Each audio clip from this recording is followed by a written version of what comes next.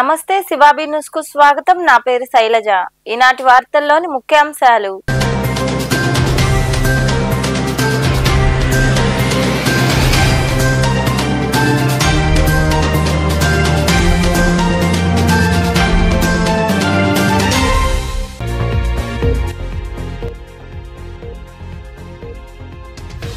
DRW కళాశాలలో job Mela రేపు. గూడూరులోని కళాశాలలో ఏర్పాటు చేసిన సమావేశంలో వివరాలు వెల్లడించిన ప్రిన్సిపాల్ హనుమంతరావు.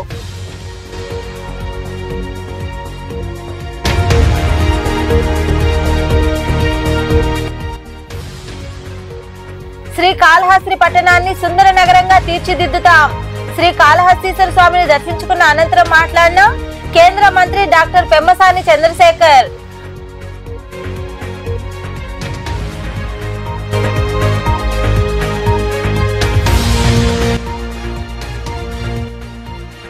మత్స్యకారుల సంక్షేమం అభివృద్ధి ప్రభుత్వ ధ్యేయం. కోట మండలం నెల్లూరుపల్లి కొత్తపాలెం గ్రామ చెరువులో చేప పిల్లలు వదిలిన అనంతరం మాట్లాడిన టీడీపీ నాయకులు తదితరులు.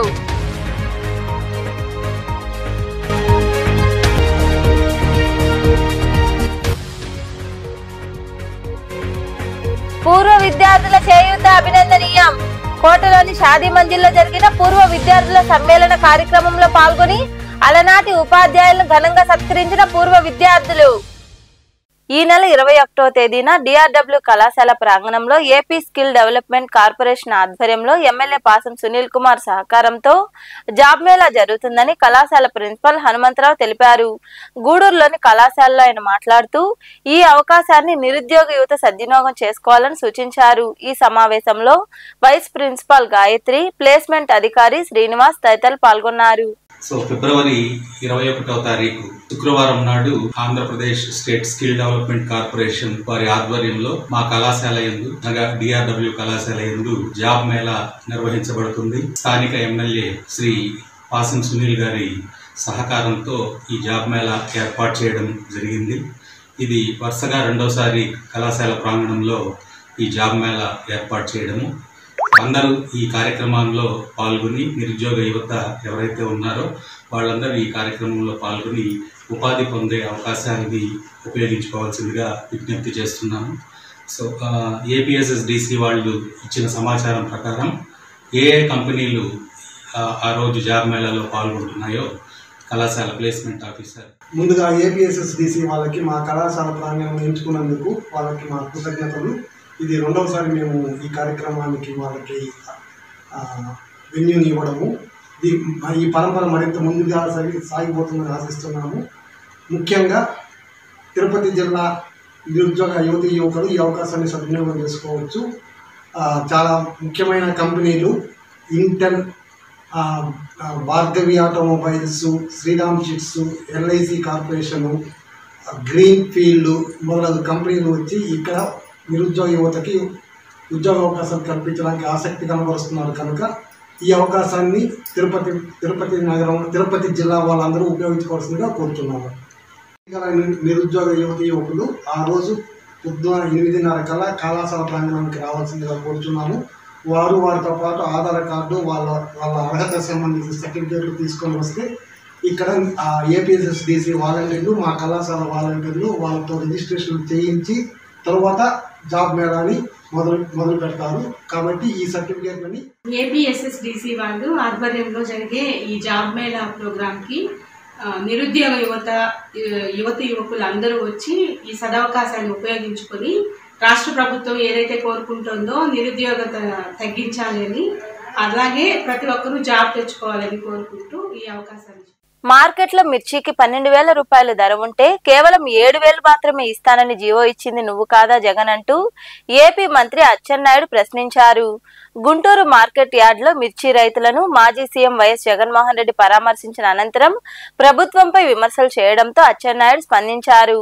అమరావతిలో ఏర్పాటు చేసిన సమావేశంలో ఆయన మాట్లాడుతూ ఆ రోజు అలా జీవో ఇచ్చి జగన్ ఇప్పుడు మాట్లాడడం విడ్డూరంగా ఉందని ధ్వజమెత్తారు.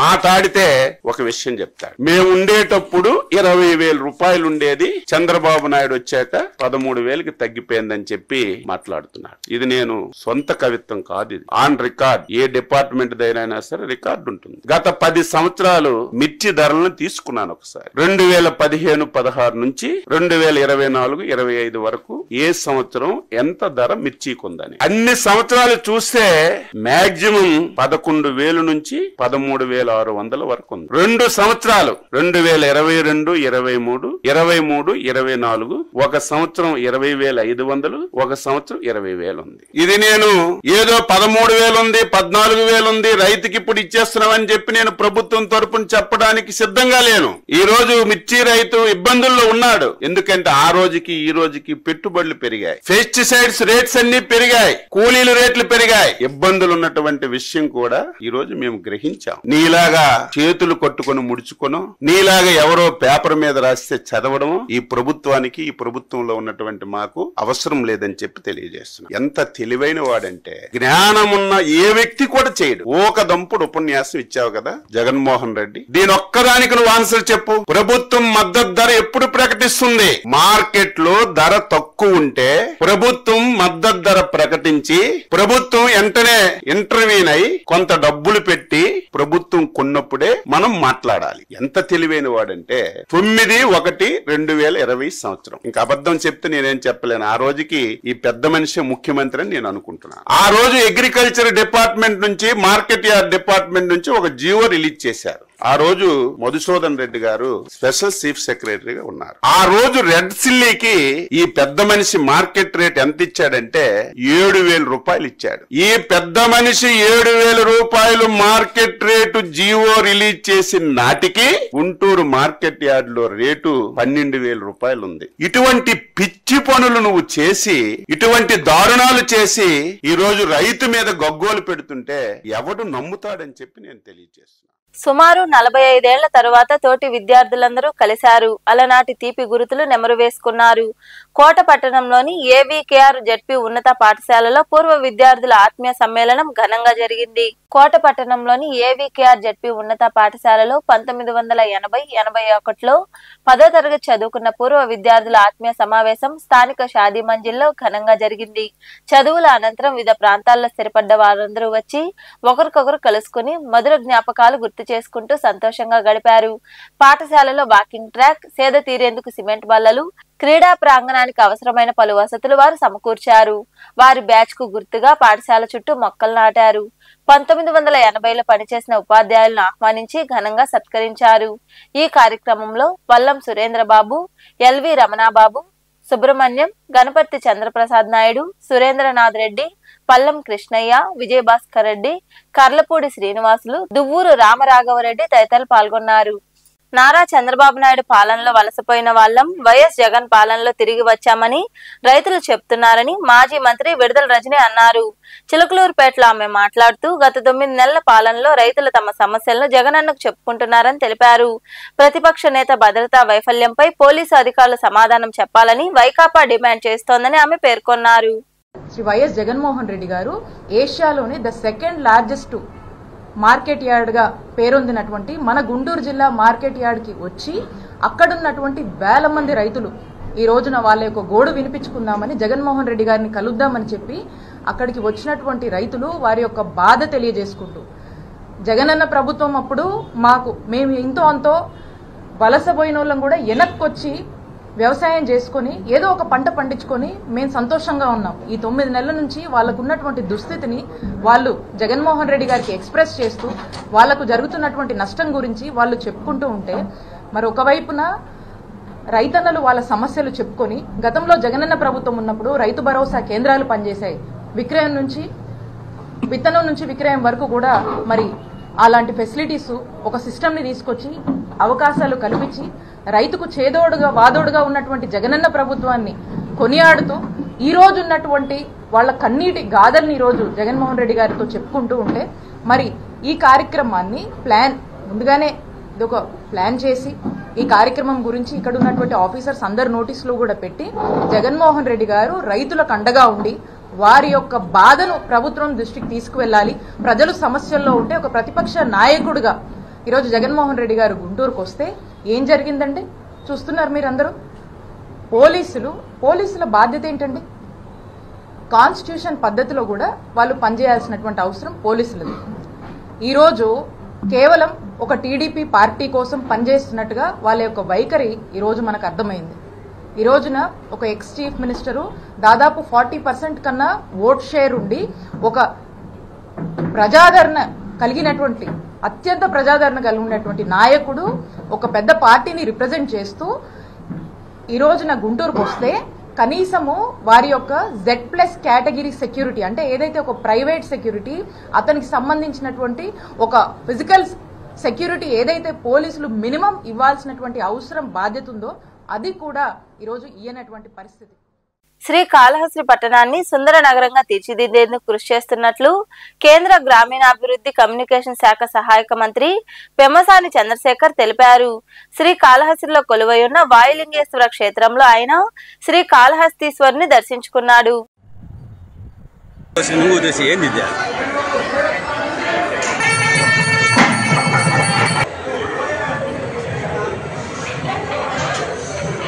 దేవాలయాన్ని బాగా డెవలప్ చేస్తున్నాం, మీరు ఒకసారి రండి చూడండి అంటే సరే ఇక్కడ దాకా వచ్చాను కదా అని వచ్చాను. వచ్చినప్పుడు యాక్చువల్గా 2-3 అబ్జర్వ్ చేశాను. ఒకటి, సిటీని చాలా బాగా డెవలప్ చేస్తూ ఉన్నాడు. అంటే చక్క మనం ఎయిర్పోర్ట్లో చూస్తాం ఇది ట్రీస్ ఇవన్నీ అలాంటివి ఆయన నీట్గా చేసి రోడ్లు కూడా వచ్చే రోడ్లన్నీ కూడా బ్రహ్మాండంగా ఉన్నాయి. ఇంతకుముందు నుంచి ఉన్నాయా అంటే లేదు ఇవన్నీ మనం వచ్చిన తర్వాత వేసిన రోడ్లు అని చెప్తా ఉన్నారు.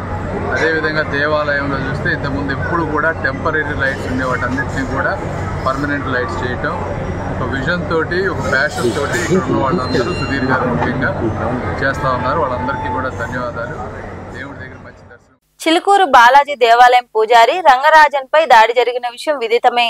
ఇప్పటికే తెలంగాణ సీఎం రేవంత్ రెడ్డి ఇతర ప్రముఖులు ఆయనకు ఫోన్ చేసి పరామర్శించారు. ఈ నేపథ్యంలో భాగంగా అర్చకుడు రంగరాజన్ తో మాజీ ముఖ్యమంత్రి వైఎస్ జగన్మోహన్ రెడ్డి ఫోన్ చేసి పరామర్శించారు. రంగరాజన్ గారు నమస్తే. రంగరాజన్ మాట్లాడుతున్నాను సార్. నమస్తే స్వామి, బాగున్నారు స్వామి? బాగున్నాను స్వామి. వ్యక్తి స్వామి, నాకు విషయమే తెలియదు స్వామి. నేను తెలిసేసరికి రాఘవన్న Ramakrishna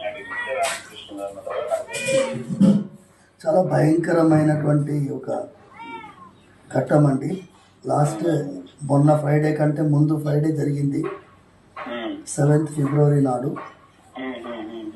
And some 27 people entered my private room, and then they were saying that they are followers of Ramarajyam, and they wanted me to work for Ramarajyam. Police వ్యవస్థ యొక్క తాట తీస్తాము, రామరాజ్యానికి వ్యతిరేకంగా ఉండే వాళ్ళ తాట తీస్తాము. మీరు ఇక్ష్వాకు వంశస్థులు, ఆ గోత్రానికి చెందిన వాళ్ళని ఐడెంటిఫై చేయాలి. క్షాత్రగుణం అంటే క్షత్రియుల్లాగా పనిచేసే వాళ్ళని ఐడెంటిఫై చేయాలి. వాళ్ళందరినీ మాకు ఎన్రోల్ చేయాలి.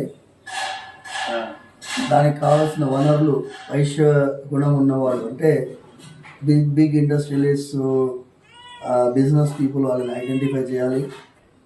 వాళ్ళ ద్వారా మాకు కావాల్సినటువంటి వనరులు ఏర్పాటు చేయాలి. మత్స్యకారుల సంక్షేమం అభివృద్ధి కోసం ప్రభుత్వం కృషి చేస్తుందని టీడీపీ మైనార్టీ అధ్యక్షులు జలీల్ అహ్మద్ తదితరులు కొనియాడారు.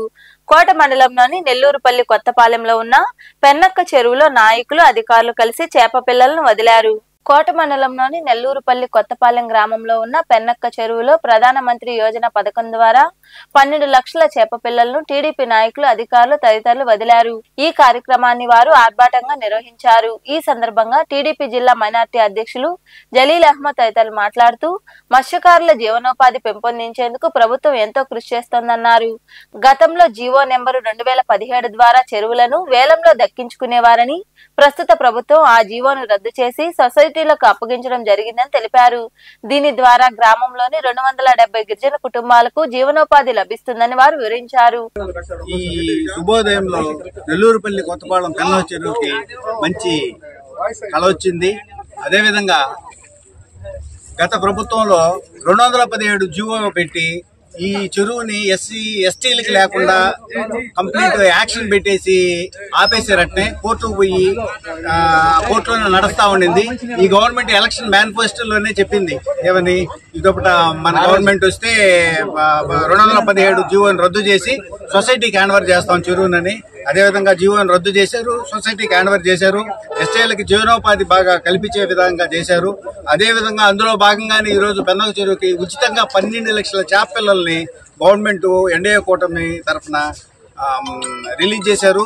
ఈరోజు ఉదయాన్నే అందరం ఆధ్వర్యంలో చెరువులో చేపల పిల్లలను వదలడం జరుగుతుంది. దీనికి కృషి చేసినటువంటి మనకి పాసిం సునీల్ కుమార్ ఎమ్మెల్యే గారికి ప్రత్యేక ధన్యవాదాలు తెలుపుతున్నాను. అలాగే ఎన్డీఏ కూటమి కూడా ధన్యవాదాలు తెలుపుతున్నాను. అలాగే ఈ కార్యక్రమానికి చేసినటువంటి మన మాజీ జలసంఘం అధ్యక్షుడు గోపాల్ రెడ్డి గారికి, మాజీ జలసంఘం అధ్యక్షుడు హరిప్రసాద్ రెడ్డి గారికి, నాయకుడు శంకర్ రెడ్డి గారికి, వైస్ ప్రెసిడెంట్ అరవింద్ గారికి, ఎంపీటీసీ నారాయణ గారికి, మన స్టాఫ్కి, మా నాయకులందరికీ. ఈ కార్యక్రమంలో చెరువు సంఘం అధ్యక్షులు మోహన్ రెడ్డి, మత్స్యకార ప్రతినిధి నాగరాజు, దశరథ రామరెడ్డి, శ్రీధర్ రెడ్డి, శంషుద్దీన్ తదితరులు పాల్గొన్నారు. వాకాడులో వెలసి ఉన్న ఆనంద సాయి నిలయాన్ని అంతర్జాతీయ షిరిడి భక్త సేవా ట్రస్ట్ చైర్మన్ ఎస్ఎల్ నరసింహారావు సందర్శించారు. ఈ సందర్భంగా ఆయన మాట్లాడుతూ గతేడాది మహారాష్ట్రలోని షిరిడీలో జాతీయ స్థాయిలో తెలుగు సాయి భక్త సమ్మేళనం నిర్వహించామని తెలిపారు. ఈ ఏడాది జూన్ నెలలో 6 నుండి 3 రోజుల పాటు వాకాడులో ఆనంద సాయి నిలయంలో ఈ కార్యక్రమాన్ని నిర్వహిస్తున్నట్లు ఆయన వివరించారు. ఈ కార్యక్రమంలో లక్ష్మి, విజయలక్ష్మి, సురేష్ రెడ్డి, కొండయ్య, వెంకటరామరెడ్డి, వెంకటేశ్వర్లు తదితరులు పాల్గొన్నారు. సాయిబాబా యొక్క ఆశీస్సులతో ఈ వాకాడు గ్రామంలో అద్భుతంగా జూన్ 6, 7, 8 తేదీల్లో అంటే శుక్ర, శని, ఆదివారం 2025 జూన్ 6, 7, 8 తేదీల్లో అద్భుతమైనటువంటి జాతీయ తెలుగు షిరిడి సాయి భక్త సమ్మేళనం జరగనున్నదండి. ఈ దేశంలో ఉన్నటువంటి సాయి భక్తులు చాలామంది ఇక్కడికి రానున్నారు. బాబా దయవల్ల ఇది ఒక సైంటిఫిక్ కాన్ఫరెన్స్గా జరగనున్నదండి. ఇక్కడ ఏంటంటే అంతర్జాతీయ తెలుగు షిరిడి సాయి భక్త సమ్మేళనము షిరిడిలో పెట్టారు. జనవరి 26, 27, 2024 సంవత్సరంలో మొట్టమొదటిసారిగా జాతీయ తెలుగు షిరిడి సాయి భక్త సమ్మేళనం వాకాడుని ఎన్నుకొని ఇక్కడ పెట్టడం జరుగుతుందండి. ఇది నిజంగా బాబాచే నిర్మించబడింది తప్ప మన తెలివితేటలు కానీ మన యొక్క ఇది కానీ ఏం లేదు. కాబట్టి దీంట్లో ఇది ఒక సైంటిఫిక్ కాన్ఫరెన్స్గా బాబా ఏర్పాటు చేస్తున్నారు. అంటే మార్నింగ్ అంతా సింపోజియం ఉంటుంది, మధ్యాహ్నం అంతా పేపర్ ప్రజెంటేషన్స్ ఉంటాయి, సాయంత్రం అంతా సాంస్కృతిక కార్యక్రమాలు ఉంటాయి.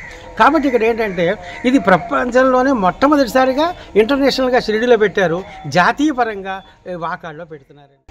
సాయి భక్తులందరికీ ఇదే మా ఆహ్వానం.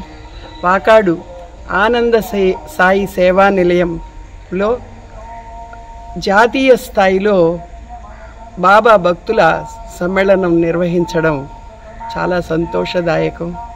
భక్తుల రూపాల్లో కూడా భగవంతుడే ఉంటాడు.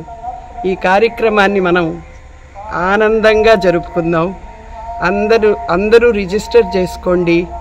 అందరికీ బాబా దయ అపారంగా ఆయన కరుణ లభించాలని, ఈ ప్రాంతం అంతా సుభిక్షంగా క్షేమంగా ఉండాలని మనస్ఫూర్తిగా పరమాత్మను ప్రార్థిస్తూ సెలవు. షిరిడీ తర్వాత వాకాడ్ని ఎన్నుకోవడం అంటే ఆయన యొక్క మహిమాన్వితం ఇక్కడ ఉన్నాడనేటటువంటిది. పైగా సాంస్కృతిక కార్యక్రమాలు నిర్వీర్యం అయిపోతున్నాయి, తెలుగు భాష కూడా అంతరించిపోతుంది. ఇటువంటి రోజుల్లో సాయే ఈ సాంస్కృతిక కార్యక్రమాలు నిర్వహించేదానికి మన అదృష్టంగా భావించి ఈ వాకాడ్ని ఎన్నుకోవడం జరుగుతుంది. భవిష్యత్తులో ఇది ఒక గీటురాయిగా, అంటే ఎన్నో గుళ్ళు ఉన్నాయి దేశంలో, ఎన్నో సాయి సాంస్కృతిక కార్యక్రమాలు జరుగుతున్నాయి. కానీ మన వాకాడు అనేటటువంటి దాన్ని ఆయన ఎన్నుకోవడంగానే ఆయన తరఫున వచ్చినటువంటి వాళ్ళందరూ కూడా సంతోషంగా వ్యక్తపరుస్తున్నారు. వార్తలు ముగించే ముందు ముఖ్యాంశాలు మరోసారి.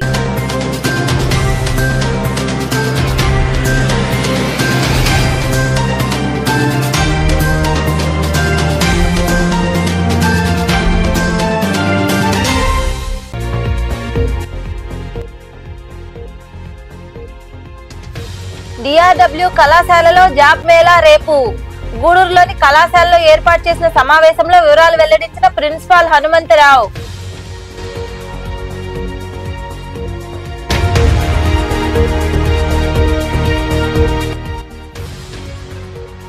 శ్రీకాళహస్తి పట్టణాన్ని సుందర నగరంగా తీర్చిదిద్దుతాం. శ్రీకాళహస్తీశ్వర స్వామిని దర్శించుకున్న అనంతరం మాట్లాడిన కేంద్ర మంత్రి డాక్టర్ పెమ్మసాని చంద్రశేఖర్.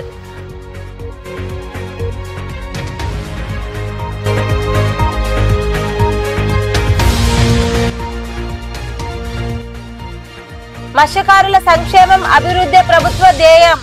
కోట మండలం నెల్లూరుపల్లి కొత్తపాలెం గ్రామ చెరువులో చేప పిల్లలు వదిలిన అనంతరం మాట్లాడిన టీడీపీ నాయకులు తదితరులు.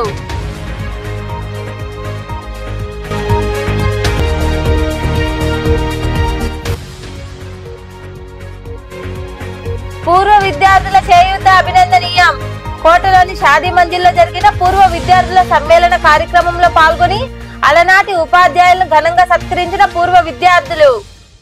ఈ వార్తలు ఇంతటితో సమాప్తం. తిరిగి ప్రసారమయ్యే శివాబీ న్యూస్ లో మళ్ళీ కలుద్దాం. అంతవరకు సెలవు. నమస్తే.